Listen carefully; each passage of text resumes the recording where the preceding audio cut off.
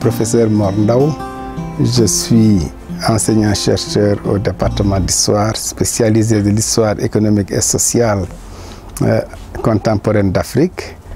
Je suis en même temps directeur de l'école doctorale études sur l'homme et la société et inspecteur général aussi de l'éducation et de la formation. Donc j'ai l'insigne honneur de parler de mon second ouvrage axé sur l'alimentation et la santé des enfants dans le Sénégal colonial. Cet ouvrage est, disons, le condensé d'une thèse d'État qui a été mûrie, réfléchie et soutenue après 20 ans de recherche. Après 20 ans de recherche, il s'agissait d'interroger 3 éléments. L'alimentation, les enfants et le contexte colonial. Et pour interroger ces 3 éléments, il a fallu nous approprier d'un contexte, le système colonial. Mais avant le système colonial, il y a, disons, un système de prise en charge des enfants sur le plan nutritionnel, sur le plan affectif. Et après la colonisation, avec l'arrivée de la colonisation, les comptoirs fortifiés de commerce, il y a eu des bouleversements dans la prise en charge de l'enfant, notamment, disons, dans le contexte socio-affectif. Ensuite, la médicalisation des naissances.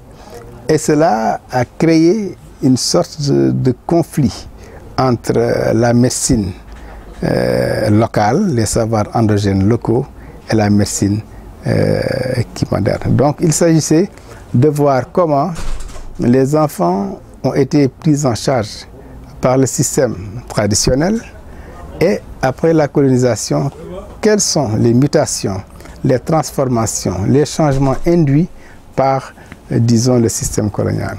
C'est dans cette perspective que, bon, on a étudié non seulement le système alimentaire traditionnel, ensuite les mutations induites par le système colonial, et le second axe, c'est les pathologies qui, avec un tempo relativement court, éprouvé, disons, les différentes composantes démographiques de la colonie, spécialement, notamment les enfants.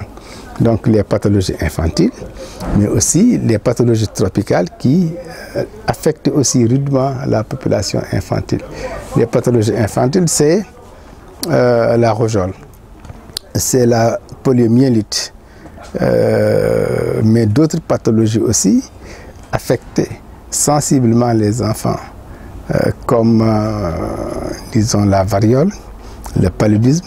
Sur les pathologies infantiles, on pourrait ajouter le tétanos infantile.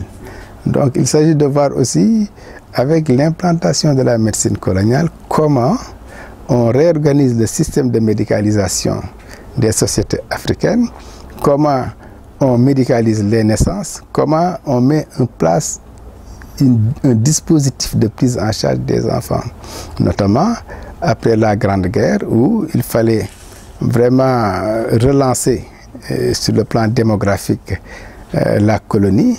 Une véritable politique de protection maternelle et infantile se fit jour pour prendre en charge les pathologies infantiles, la nutrition des enfants, tout en étant en phase avec ce qu'on peut dire le projet de mise en valeur élaboré par Albert Sarraut, parce qu'il fallait développer le capital humain pour faire fructifier le capital argent. Or, une population, disons, malade ne peut pas développer les colonies. Et puis, ce sont les enfants qui permettent la régénération des générations. Donc, toute une politique a été mise en avant sur les enfants, la médecine scolaire, la prise en charge des pathologies, la lutte contre, disons, la stérilité, la lutte contre les avortements, la lutte contre la syphilis, qui est un facteur aussi qui compromet la procréation et la multiplication des Africains.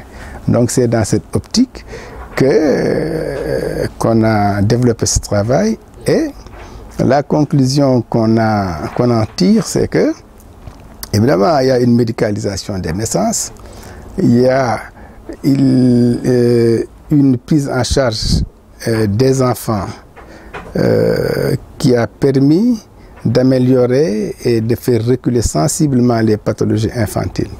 Mais ce qui est sûr, c'est que ce projet était en phase avec les impératifs de la mise en valeur coloniale. Il fallait faire du noir, il fallait développer la race en quantité et en qualité, et c'est cette optique qui a, disons, qui a été mise en avant dans la politique sanitaire. Le deuxième aspect aussi, c'est que cette politique est plus le reflet de la conjoncture qu'une prospective, une politique mûrement réfléchie.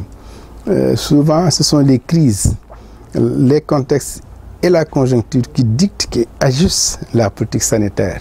Soit la pression de l'opinion publique internationale après la Seconde Guerre mondiale, soit les impératifs de la mise en valeur. Mais l'un dans l'autre, ces politiques ont façonné, disons, notre politique sanitaire, et aujourd'hui, l'arsenal qu'on a après la post-colonie dérive, est un héritage aussi, est un héritage de la politique, disons, coloniale mise en place depuis les années 1905 avec notamment l'assistance médicale indigène.